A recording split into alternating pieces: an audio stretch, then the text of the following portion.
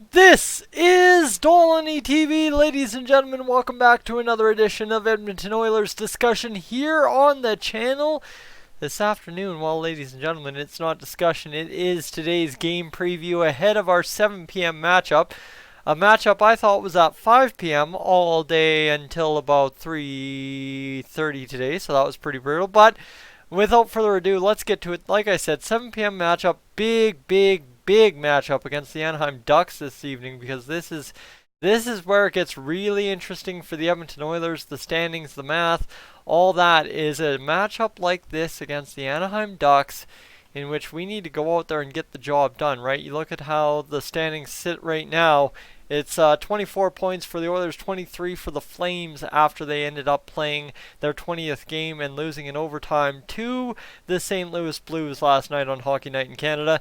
Then, of course, the Vancouver Canucks sit with 21, but they've now lost 2 games in a row, so that does us a favor. Now, the question is, why do I mention Anaheim? Well, you've got Vegas, Winnipeg, Arizona, well, pretty much within the conversation of 4 points back of top place in the Pacific Division. I know Winnipeg is not technically a Pacific team, but it's the wild card math that gets messy sometimes, ladies and gentlemen. 19 points for the Anaheim Ducks. So this is as big of a 4-point game, if not more, than that Arizona Coyotes game was, because technically that one only ended up being a 3-point game due to the overtime loss. But now for the Oilers, they've got to go out there and really kind of shape the standings a little bit more. This weekend was going to be crucial, guys. We knew coming in Friday, Saturday, Sunday was going to be absolutely crucial to kind of seeing what kind of semblance of the standings we have coming Monday. Was it going to be jam-packed, everybody in the same spot all the time, or was it going to be a whole different story by the end of Sunday? And we have a chance for this to be a whole different story by the end of Sunday. That's the beautiful part here for the Edmonton Oilers, who could, if we can get things done, have 26 points and have a team like the Anaheim Ducks, which is the, well, best of the worst in the Pacific Division. If you look at the bottom 3 at 19 points, you have 7 points separation if the Oilers win tonight in regulation between 1st and 6th in the Pacific Division. Guys, a couple days ago we couldn't just say that straight up, so this has been huge for us to go out there and obviously win against New Jersey, but now the even more difficult math is the win against the Ducks, and that's where we'll get to today's lineup. The 7 p.m. start against the Anaheim Ducks on the Mom's trip in SoCal, as they've said all day, as I don't have to repeat those tired lines. You know what's going on there. Anyway, Draisaitl, McDavid, Kassian, Neal, RNH, Chiasson, Kara, Sheehan, Archibald, Granlund, Haas, and Patrick Russell. Well, ladies and gentlemen, do you notice any changes? Because, ladies and gentlemen, I don't, because there aren't.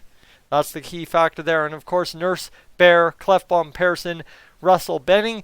And for anyone saying we really got to figure something out with Mr. Persson, no, we don't. Well, I think we're something stupid with Joel Persson in the lineup. 8-1-1, I want to say. I think that's the math. We're 8-1-1 or something crazy like that with Joel Persson in the lineup. So if it ain't broke, don't fix it. But that leads to today's quote. That's half of today's quote from Mr. Dave Tippett, and that's his quote right here in the pregame interview. There's an old saying, if it's not broke, don't fix it. But he goes by, if it's not broke, you haven't looked hard enough, so there's lots to improve on. Well, that's the thing. We're going to roll what we've rolled, but you obviously think, right? Kara, Sheehan, Archibald, they have not scored a goal as a line this year. That's something we can improve on right there. Granlund, Haas, Patrick Russell, they were working hard. They were working absolutely very hard, working very well all game against the New Jersey Devils. You know what? See them rewarded once or twice tonight would be huge for us. And obviously you talk about the defense as well. Persson breaking through, getting his first NHL points. Mint, to see him get a goal tonight would be massive. Of course, you've got Nurse, Bear, Clefbaum, Persson, Russell, Benning. So we'll take offense out of any pair we can get tonight. But more specifically, I think, again, the focus stays on the bottom 6, even though we're starting to get the production out of them, and the bottom 2 pair, or the bottom pair on the defense as well. We just want to see that continue. You can't just say, oh, we finally got it. Okay, let's forget about it for 2 more weeks. No, it's a matter of you need to expect it to keep happening. And that's something that I think we very much, could see continue happening when you talk about Kara Sheehan, Archibald, Granlund, Haas, Russell. If that's the lines we're going to run until Nygaard's back right away, we'll be good, we'll be dandy, we'll be fine, right? Nygaard could be back. I haven't read much today. I don't think Nygaard's going to be back for the next game, but he should be back sometime next week, I would imagine, as long as everything goes according to plan. So is what it is. And if not, well, ladies and gentlemen, we've got ourselves somebody down there in the AHL who's looking like we have to give him a try at some point.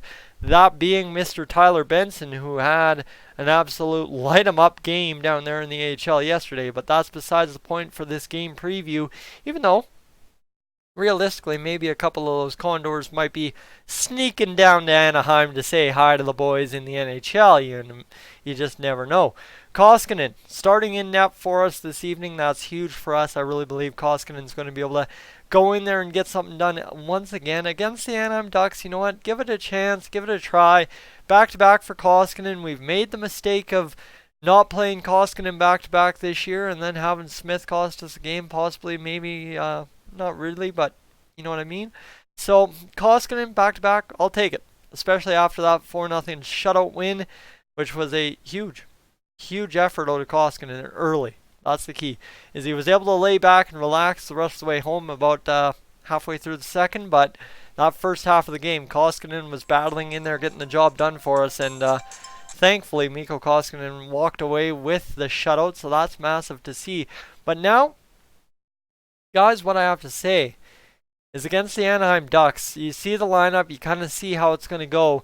Is the one thing I guess they were talking all about in the pregame interviews today is the importance of the defensive structure, limiting the goals against, being top 5 in the league in that department and stuff like that. Well, guys, that's going to be a huge key against the Anaheim Ducks today, is you cannot afford to give up goals against an Anaheim Ducks team. Let me get their goals, 4 goals against, and all those fancy stats for you, as they've allowed 45 goals for, or they've had 45 goals for, and only 43 goals against, guys, comparatively to the Oilers, who have had 46 goals against, and mind you, the Ducks record sits at 9-7-1.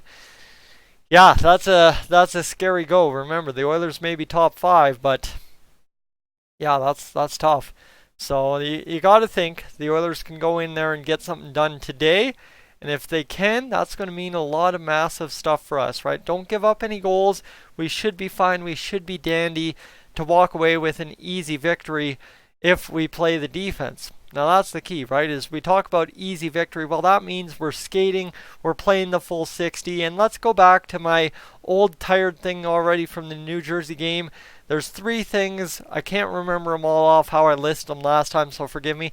But the Oilers are a good team when they play a full 60 minutes. The Oilers are a dangerous team when they shoot the puck. And number 3, we're going to win if we don't allow goals. That's what I'm going to say. That's my number 3 for today. So there you go. That's my keys to the game for this one. Just play a full 60. It's the Anaheim Ducks. If you're not up for this one on a Sunday night in Anaheim, California at the Honda Center, I don't know what you're doing. There's no reason not to be ready to go, firing absolutely every shot at the net you possibly can get, and play that full 60. Guys, if we can beat this whole 60, you thought the New Jersey game was good. Just wait until you see what the Anaheim game could look like if indeed we can go out there and play a full 60 minutes this evening. Whew, my goodness, this Anaheim game could be disaster for the Ducks at home, let me tell you. Especially if everything's kind of rounded into form and Gaetan Haas has another good night. We're talking mint. That's absolutely without a doubt for this Edmonton Oilers team. So guys, that's where I'm going to leave it. I'm going to let you guys kind of ponder on this game preview and sit here. Remember, the fact is, for the Edmonton Oilers, we are a very nice number on the year, 11-5-2.